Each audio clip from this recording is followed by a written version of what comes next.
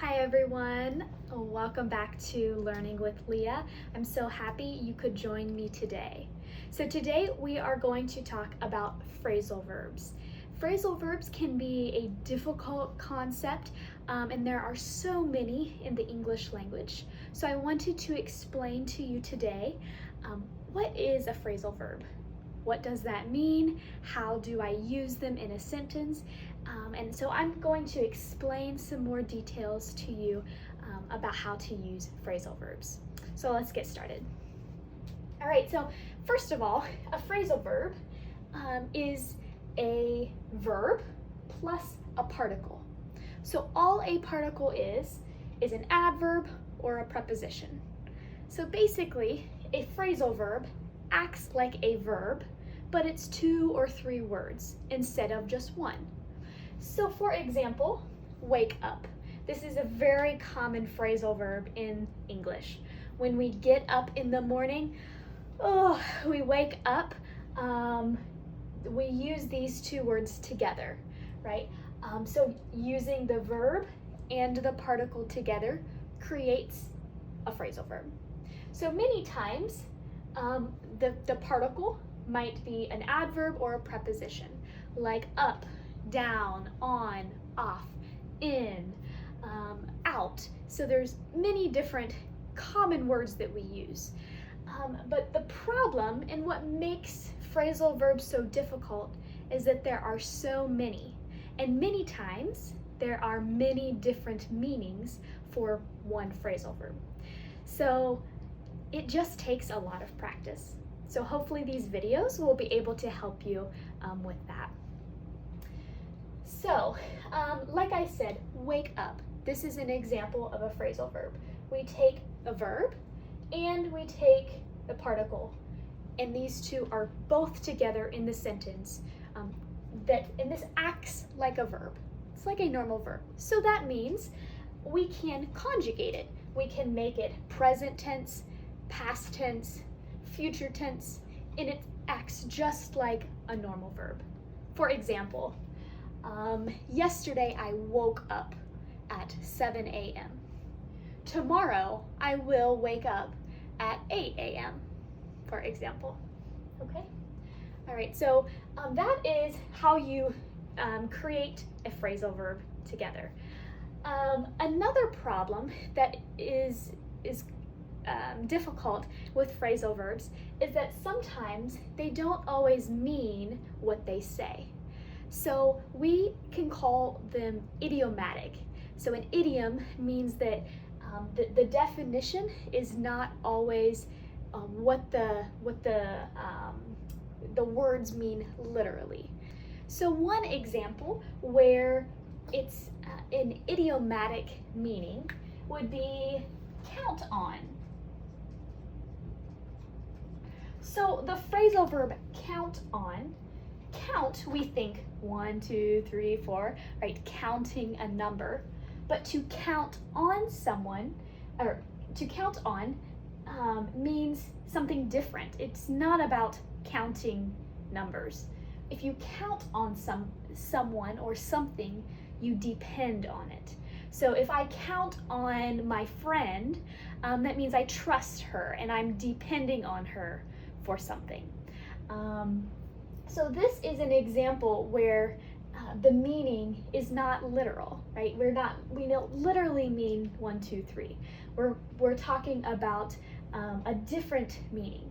So that is why many times phrasal verbs are hard for ESL learners. Okay, now we're going to talk about intransitive and transitive phrasal verbs. So let's start with intransitive.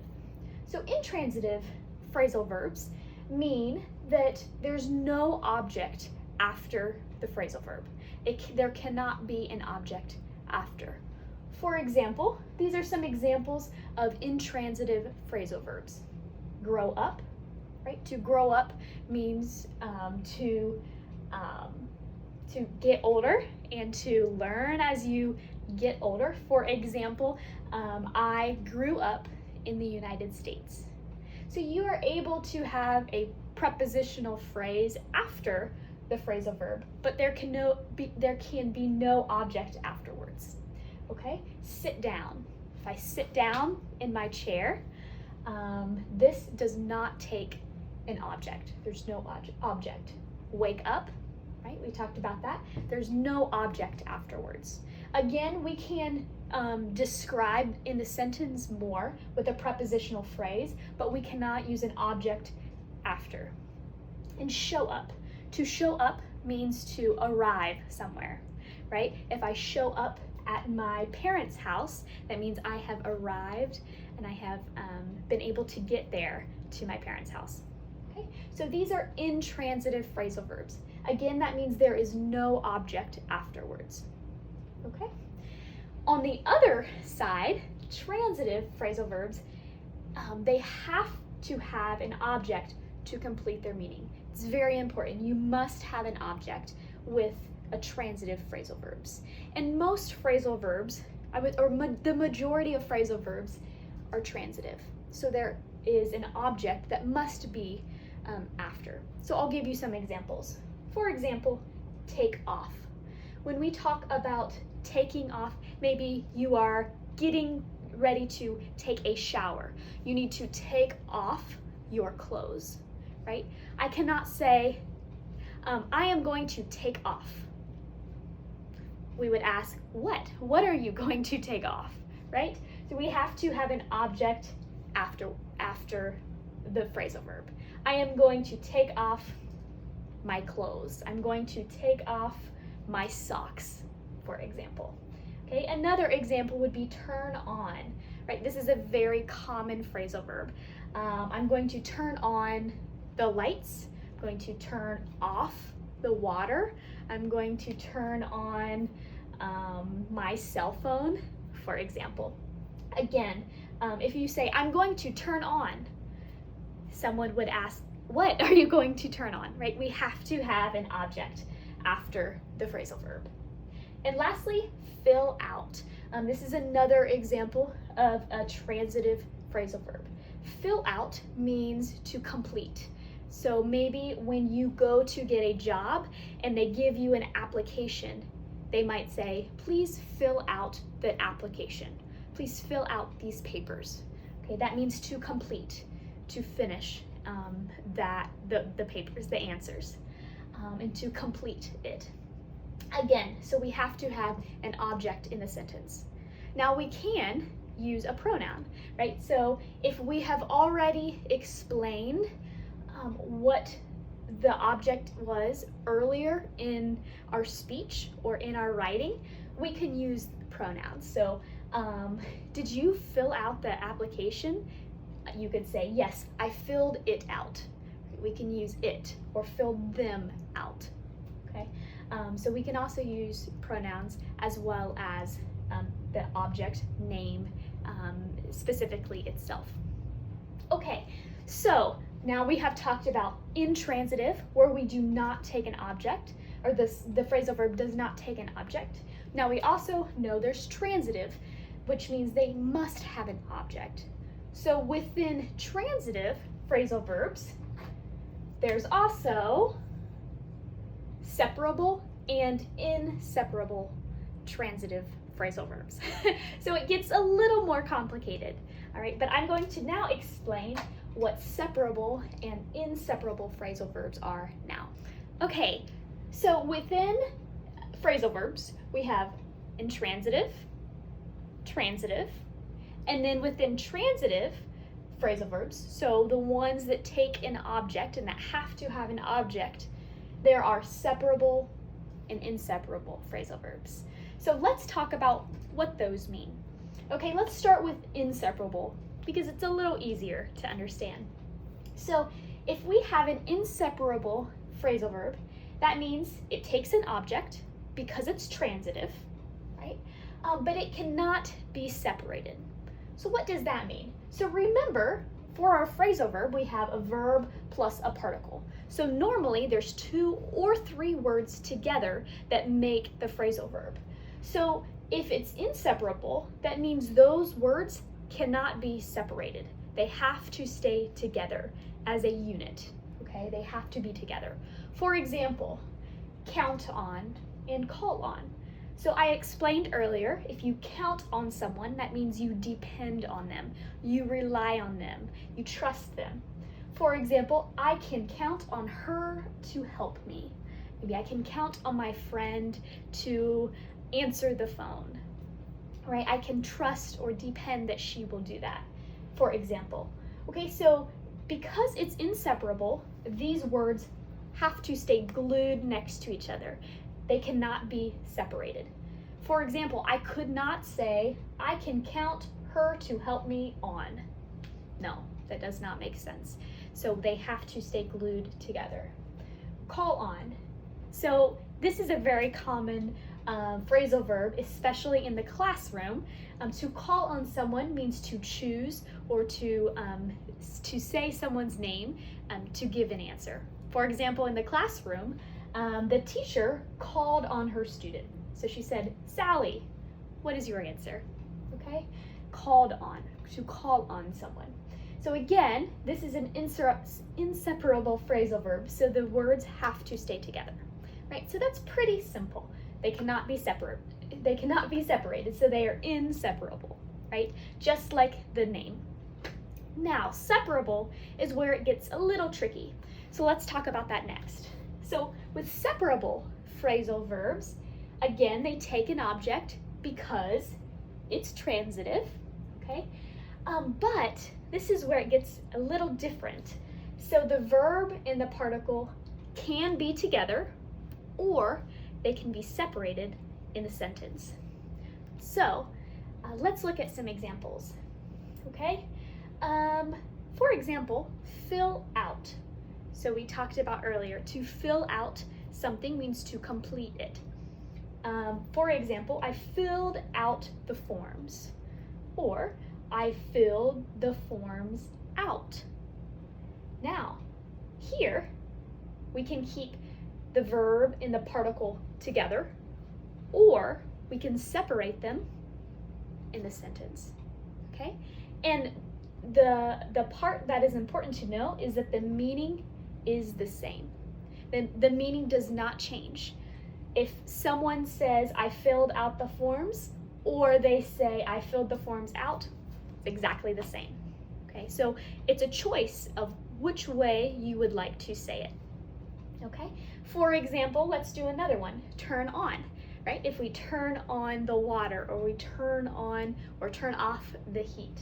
The example here says, I turned on the AC, or I turned the AC on. Again, the verb and the particle are separated, or they can stay together, and the meaning is exactly the same, okay? The part that is important to remember, though, is this.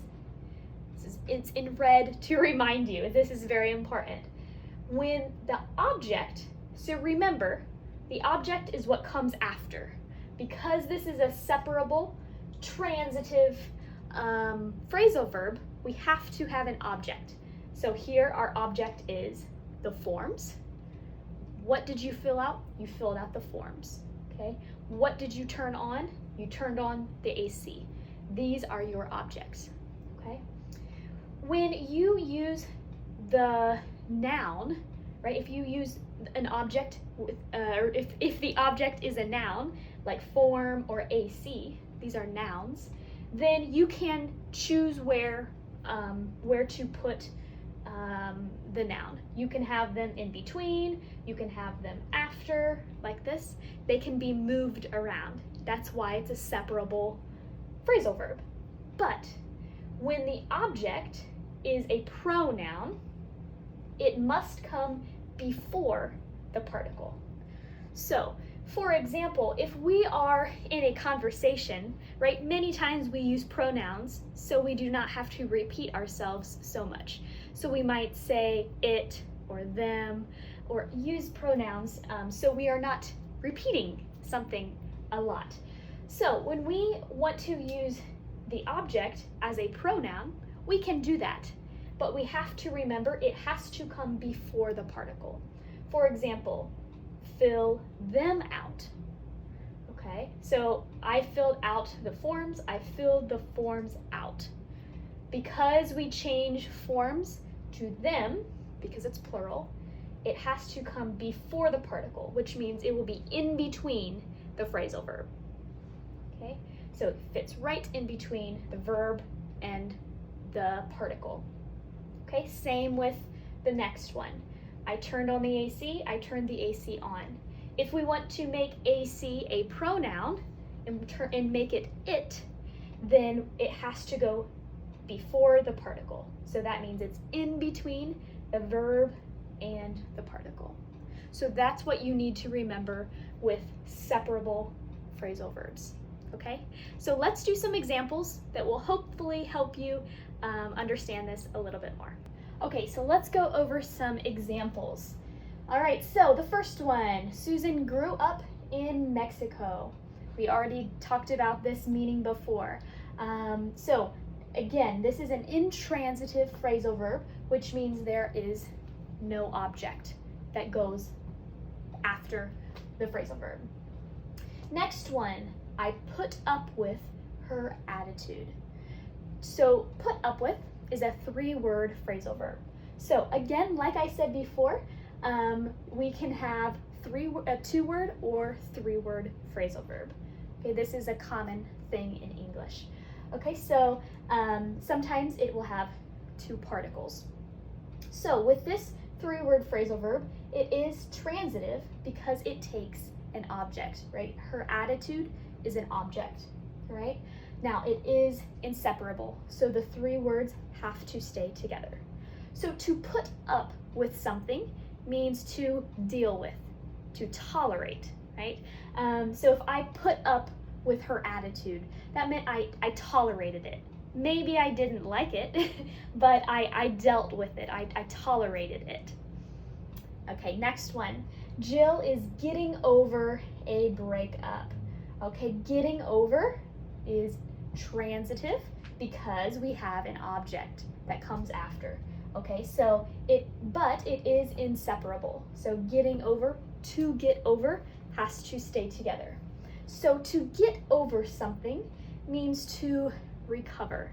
Maybe you were sick and you had the flu this winter. You could say, it took me 2 weeks to get over it. Okay, that means that it took 2 weeks to recover from that. But it's not just physical, it could also be emotional, right? So Jill is getting over a breakup. Maybe somebody broke up and there's a lot of heartbreak. You can get over an emotional, something emotional as well as physical. All right, and the last one, Sam put away the lawnmower.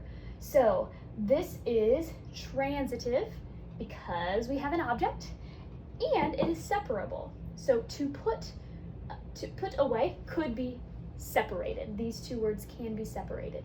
So put away means to put something back where it belongs, right? So if the lawnmower belongs in the garage, then you put it in the garage, right? If you have children, you might tell your children, put away your clothes, put away your toys, please, right? Okay, so Sam put away the lawnmower. So this is separable, which means these 2 words can be separated. So we also could say, Sam put the lawnmower away, and that would be perfectly fine as well.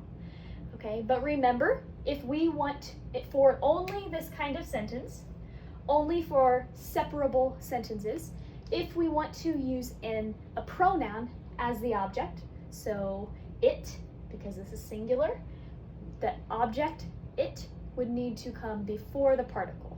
So we could say, Sam put it away. Okay, so again, our pronoun goes in between if we have a separable phrasal verb. Now, if it is an inseparable phrasal verb, it goes right after because these cannot be separated. That's only with the separable phrasal verbs. Okay, so that was a lot of information. I hope it was not overwhelming. I hope that was helpful. Just a quick recap. Phrasal verbs, intransitive, transitive, okay? And then transitive phrasal verbs, the one that takes an object, can either be inseparable, where they cannot be separated, or they can be separable, where the words can be separated apart. Now, a question that people might have is, well, how do I know? How do I know if a phrasal verb is intransitive, or is separable, or inseparable? And unfortunately, there's not a rule that we go by. These words don't have a rule. Some are separable, some are inseparable, some are transitive, intransitive, and there's really no rule. It's natural for Americans to just learn that. So for you as a ESL student, non-native speaker, this will just take lots of practice. So try to look up phrasal verbs when you hear them, when you see them, and try to learn some that are common, that you're able to try and understand and be able to use. But there are hundreds, so don't overwhelm yourself. Just learn one at a time and practice that. Okay, I hope this video was helpful for you. I hope that you are able to learn something. Please, if you do have any questions, any comments, or any suggestions for a new video, please let me know and comment below in the video. For more phrasal verb examples, please go to part 2 or part 3 that talk about common phrasal verbs and phrasal verbs at work. I hope that these would be helpful for you as you're trying to learn about phrasal verbs. Thank you so much again for watching. Make sure you like this video if this was helpful and subscribe to my page, Learning with Leah. Thank you so much, guys. Have a great day.